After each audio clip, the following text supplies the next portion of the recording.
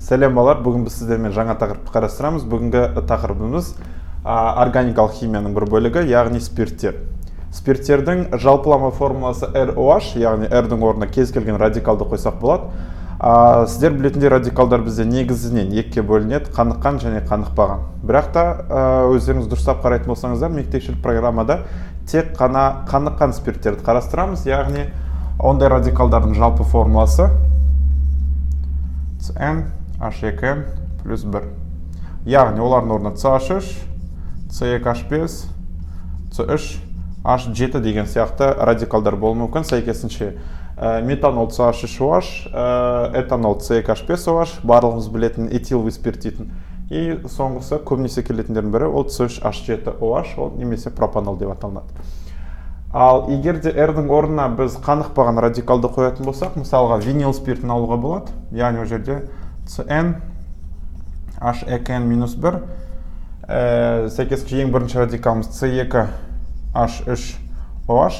Винил спирті, бірақ та винил спирті мектепшілік программада көп келе қоймайды, өйткені бұл спирттің өзі өте тұрақсыз болып келеді. Сәйкесінше сол үшін бізде сұрақтарды көп келе қоймайды. Так, жалпылама формуласын түсінген болсақ, ары қарай бізге түсініп алып қажет болады спирттердің изомерлері.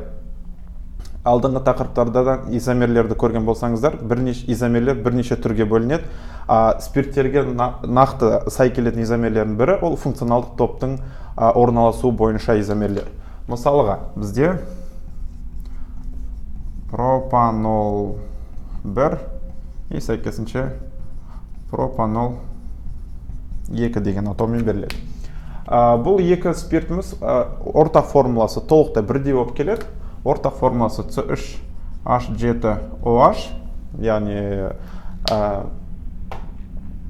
жалпы формуласы екеуіне бірдей болып келеді, құрылымдық формуласы әртүрлі. Ол әртүрлі екен біз нысандар арқылы біліп отырмыз. Егер де атаудан кейін соңында цифрлар тұратын болса, онда ол функционалдық топтың орналасқан жерін көрсетеді. Немесе қос байланыстар болуы мүмкін, сол қос байланыстардың орналасуын көрсетеді. Біздің жағдайда пропанол алу үшін 3 көміртек болу керек. Мынау бізде пропанол 1, өйткені OH тобымыз бірінші көміртекке қосылып тұр. Ал пропанол 2-ні алу үшін сәйкесінше OH тобын, яғни спирттердің негізгі қасиетін көрсететін функционалдық топ, ол бізде OH тобы, соны біз екінші көміртекке қосуымыз керекпіз. Жетіспей тұрған сутектерді толтырамыз. Мұнда көміртекте бір линиясы бар, значит 3 сутек қосамыз. Мұнда көміртектің тағы да бір линиясы бар, оған 3 сутек қосамыз. Ортада көміртектің 3 линиясы бар, значит оған 1 сутек қосамыз. Егер де екі формуладағы көміртектерді санайтын болсақ, 3 көміртек, сутектердің саны 3, 5, 7, мұнда 3, 6, 7, и сәйкесінше 1 OH-тан бар. Жалпы формуласы бірдей, бірақ құрылымдық формулалар әртүрлі. Бұл спирттердің функционалдық топтарының орналасуына байланысты изомер болып саналады. Келесі изомердің түрі ол класс аралық изомер деп аталынады. И класс аралық изомер ол әлде қайда сирек кездесетін изомерлердің түрі, и как раз осы бізде спирттерде көп кездеседі. Мысалға, ең қарапайым этанол спиртін алайық, C2H5OH. Класс аралық изомер дегеніміз, когда осындай екі молекуланың жалпы формуласы бірдей болады да, бірақ та құрылымдық формулаларын ашқан кезде біреусі бір классқа, екіншісі екінші классқа жатып қалады. Сәйкесінше C2H5OH ол спирттерге жататын болса, тура осындай формуласы осыған ұқсас бір молекуламыз басқа бір классқа жатып қалады. Жалпылама формуласы бұның былай көрсетіп қояйық C2H6O. И сәйкесінше C2H6O-ға толықтай сәйкес келетін тағы бір молекуламыз, ол бізде диметил эфирі.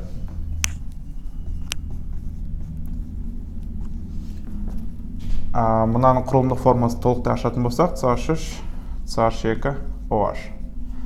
И дұрыстап қарайтын болсақ, мына молекула мен мына молекуланың айырмашылығы жер мен көктей. Мына жақта бізде OH тобы бар, мына OH тобы жоқ, зато ортада оттек бар, и және екі метил радикалы бар.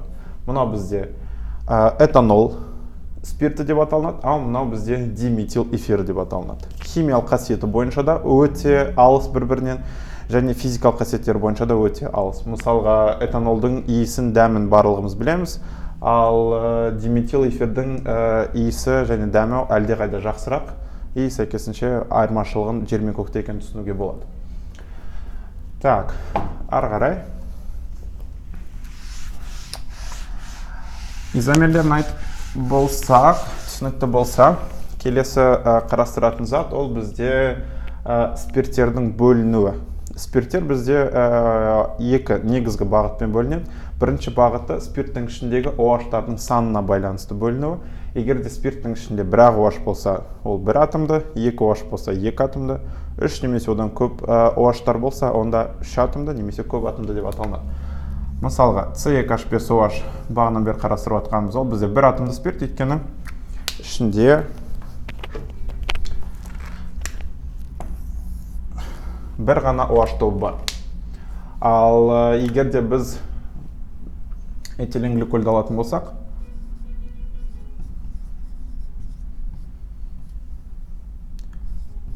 этилен гликольді екі OH тобы бар, сәйкесінше бұны біз екі атомды спирт деп қарастырамыз. И сәйкесінше соңғысы ол бізде НТ-да көп келетін сұрақтардың бірі. Ол үш атомды спирт.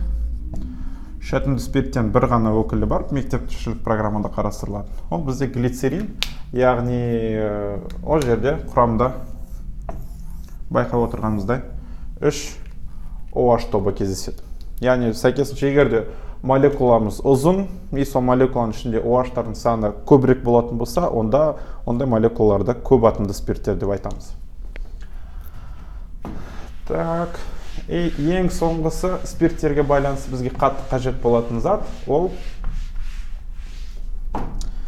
спирттердің біріншілік, екіншілік, үшіншілік деп бөлінуі. Оның барлығы біздің OH молекуласы, яғни функционалдық тобымыз, қай көміртекке байланысты тұр, соған байланысты бізде атомымыз өзгереді. Біз білетіндей органикалық химияда көміртектің молекулалары,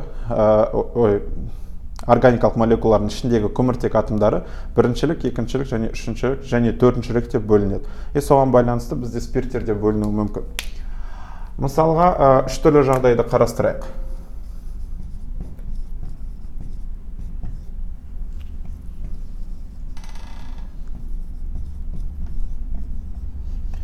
Мына бірінші жағдай.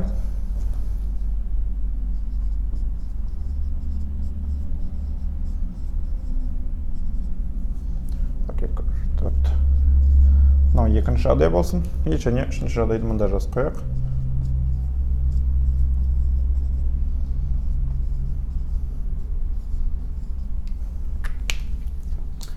Үш түрлі жағдай, барлық жерде формуламыз бірдей, яғни жалпы формуласы C4H9OH. Бірақ құрылымдық формуласын әртүрлі жазған кезде біз біріншіден үш түрлі изомерді алып жатыр, құрылымдық формуласын өзгерту арқылы. Және OH функционалдық тобы әр жерде орналасқандықтан біз әртүрлі спирттерді алып жатыр. Мына жағдайда бізде біріншілік спирт, мына жағдайда бізде екіншілік спирт, мына жағдайда бізде үшіншілік спирт.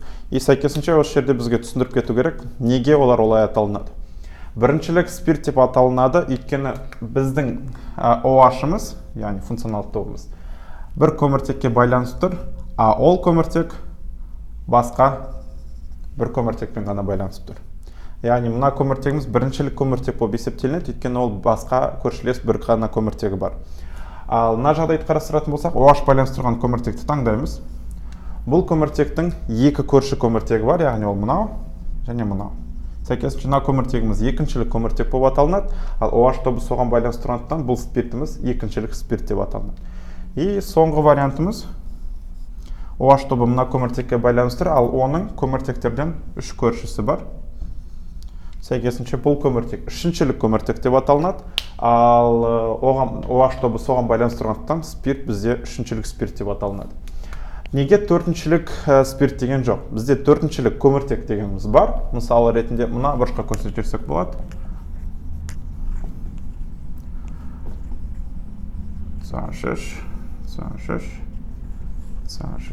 Мысалға айтарлық, мына таңдап тұрған көміртегіміз бізде төртіншілік көміртек болып саналады, өйткені бұл көміртектің 4 көрші көміртегі бар. Бірақ та 4-шілік спирт алу мүмкін емес, өйткені 4-шілік спирт алу үшін мен бір жерге OH тобын қосып қойым керекпін. Бірақ та көміртектің валенттілігі 4 болғандықтан ол мүмкін емес.